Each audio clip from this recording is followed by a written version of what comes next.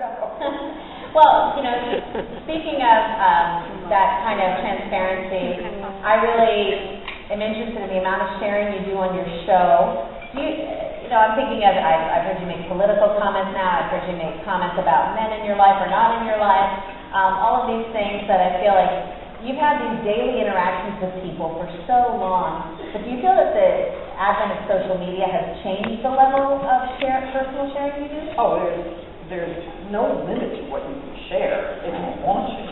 And in a business like ours, unfortunately, I am slightly fettered, or more than slightly. Because, I mean, if you make a political comment, you can lose half your audience. Like half. I mean, it's like 50-50 in America, right? Sort of. And we hope it's a little bit more on one side than the other this time around, but I'm not going to say which side.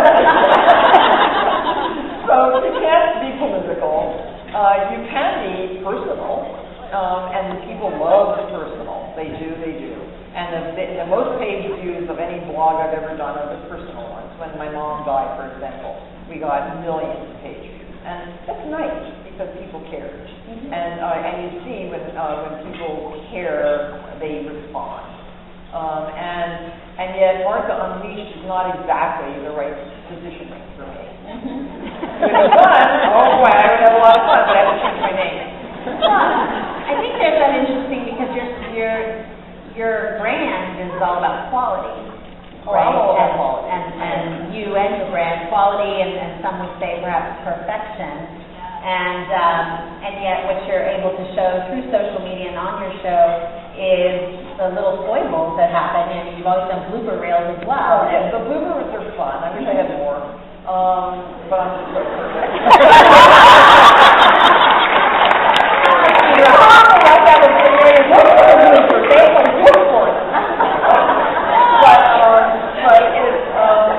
It's very funny that you talk about that because I would love to have a late night comedy show. I mean, I would be good at that. I'd like to see that. So, please. What network do you want to be on? Oh, we were talking. I think PBS would be the perfect spot. So everybody, send your tweets and your blog posts and your emails. PBS, send it to PBS. They need a late night talk show. Late night with Martha Stewart. What would you serve your guests? Oh, I would actually want it to be modern culture. Because modern culture, everybody wants to know that what we're talking about right now is modern culture. What is going on in the heads of Americans, especially women, that makes them come to a conference like this to share their ideas. I mean, this is modern culture that we're sitting here, it's live. And so many things have happened in the last 20 years. I started Martha Stewart Living. The world has changed drastically. And I think about it a lot because I think about how are we spending our time? Are we as productive as we once were?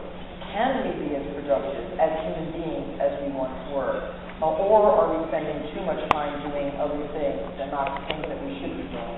I mean, think about it. Now, those are the big social questions for me. And I have to curb my appetite for a lot of the stuff that you're talking about. I think we all struggle with that, the balance. I curb my desire to tweet just 5 minutes a day.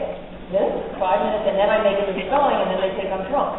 I get so many. They say, "Oh, you're drunk again, Martha," because I spelled corporation. And that's unfair, but I laugh at it because they think that a misspelling is a drunken response. So along those lines, we had a question from a community member, Whitney Moss, who first of all wants to thank you for inspiring her creativity. Thank you. And she wants to know how you relate to being considered a symbol of perfection and how you define aspiration and how you help the rest of us sort of, what's our path to aspire? How do you define that? Well, I was talking to Hannah Millman, who is an astute crafter at Martha Stewart Living. Is Hannah here? I don't think so. She's busy today crafting. But Hannah has worked with me ever since I started the magazine, and she reads a lot of blogs, and I said, "What does blogging mean to you, Hannah?" And she agreed with me 100%, and these are the adjectives we discussed this morning, that you must be personal, you must be passionate, you must be sharing, you must have an openness with your readers or your consumers, whoever they are. You must also be able to advertise. And I love that Hannah's not, you don't think that's going to come out of Hannah's mouth, amateurization of the word. And explain that. Well, money. You make money at it. I mean, aren't you all out there to make money at your blog, sort of? Yes. A lot of them. Well, it's not about making money. It's about paying for your effort. I mean, you're all intelligent women out there. You are all trying to I hope, make a living. I mean, it's the same. It's good to be productive and earn and contribute. It's good to attach value to the skills and creativity we're bringing. And it's also, you become a reporter. Little by little, you're finding yourself as reporters. Diligent, honest, forthright reporters, I hope. That's what I look to blogs for. I also look that they can become kind of a journalist. You might find that you're a really good writer. You might find that you are a really good communicator. And the better you are, the more popular you become, and the more people read you, and the more people tweet you, and the more people communicate with you, and it goes on and on like that. And I think that really is the story of my career, because I've tried very hard to always keep, when people say, who are you doing all this for? I say, well, it's for people like me. And it is people like me. I still clean out the chicken coop. I still make sure those chickens are well cared for and fed. My horses are beautiful. I go down every night and I feed them and look at them and pet them and talk to them. And, you have to if you're going to be real. You're not leaving that all up. You're not delegating everything to everybody else. My blog is a very popular blog, and every single day, like yesterday, I posted, I don't know how many pictures, 60 or 70 pictures of a patrons party I had up in Maine at my house last Friday. It was for the Garden Club of Mount Desert, and it was a fabulous party and such a beautiful night. And we showed the food and the preparation and the trays and the bar and all that stuff.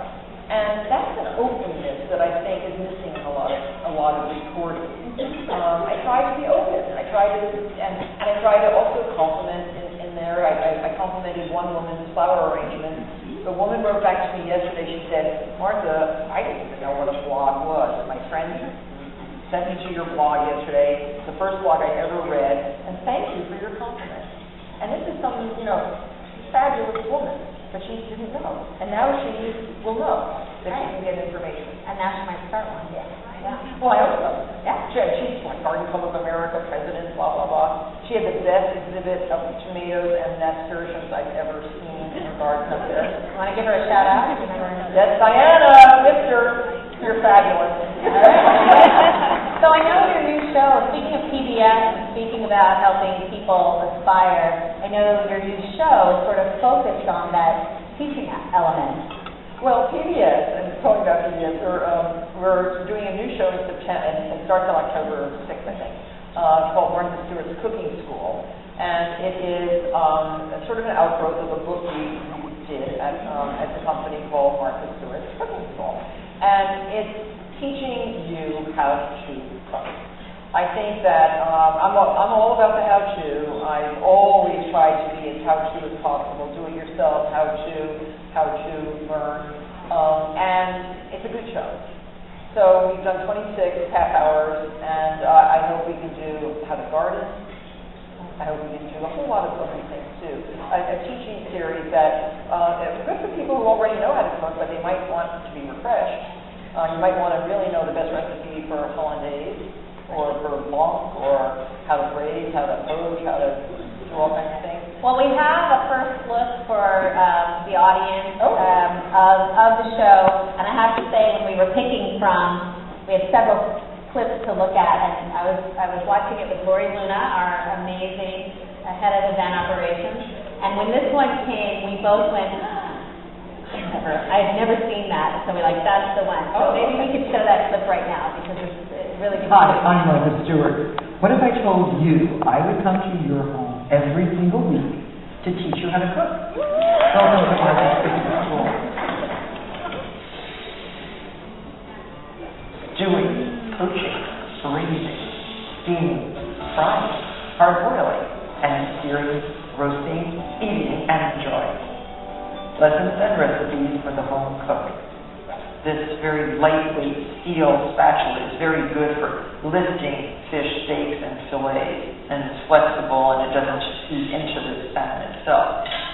And it's okay to serve it just like this, but I prefer doing it a little bit fancier, and you can loosen the skin with a fork and take it around like